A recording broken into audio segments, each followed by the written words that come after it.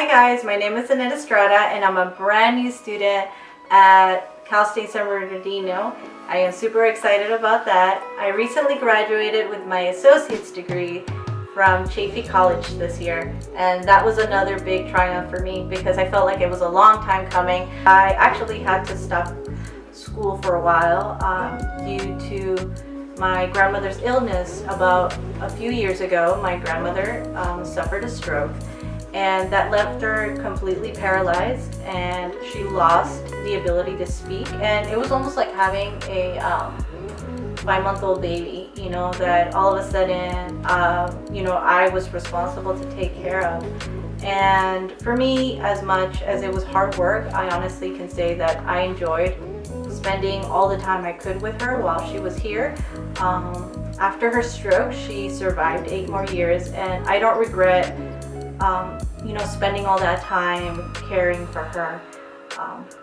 And so being able to come back to school after such a great pause in my life like that was a milestone for me that I thought maybe I would never be able to accomplish and reach. But I genuinely was happy that I was finally able to get here at this point in my life. One of my biggest passions is music. Anybody that knows me, they know Annette loves music. I actually learned how to play the trumpet when I was 10 years old, and then I learned how to play piano that I actually still play to this day. My husband and I are part of the worship team at church, and him and I coordinate about 100 to 150 musicians and singers, and it's something that we just love and enjoy doing, and we've been doing it for years, and that's something that we've grown up with, and I definitely feel that it's molded me to be someone disciplined in what I do. One of the reasons I want to be an educator is mainly because I love to teach. I believe I'm a natural born teacher. Ever since I was young, I have found myself always teaching others something that I had learned, and I would, right away teach my nephews and nieces and cousins, how to do so. It's something that I've always had a passion for. And as well, I worked with the special education department for about 10-11 years. And it's something that I just find very natural and satisfying.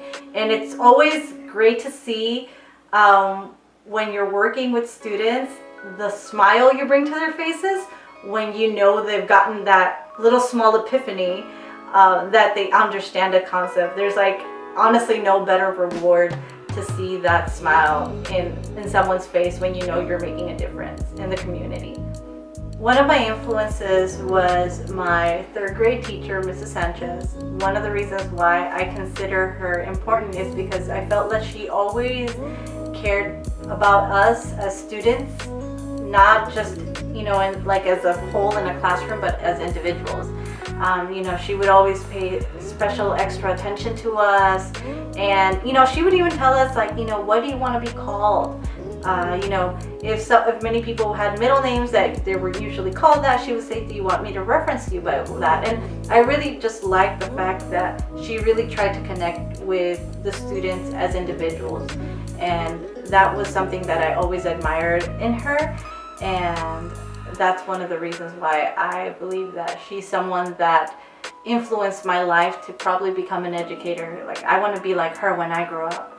One of the other, I know, is usually a cliche, but my mother's someone that's always believed in education.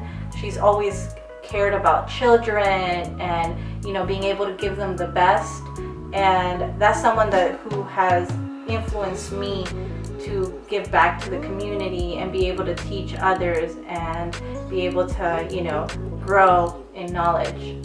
One of the things I feel that I'd be able to contribute to the community as an educator is to be able to reach out to minority students and be able to work with them and listen to them and understand that sometimes even though sometimes being a minority is hard, but being a special education student on top of that is sometimes even harder, and being able to connect with students on a personal level and being able to show them that they can succeed in life regardless of these obstacles finding myself someone that was also connected to the special education department in the past myself as a student.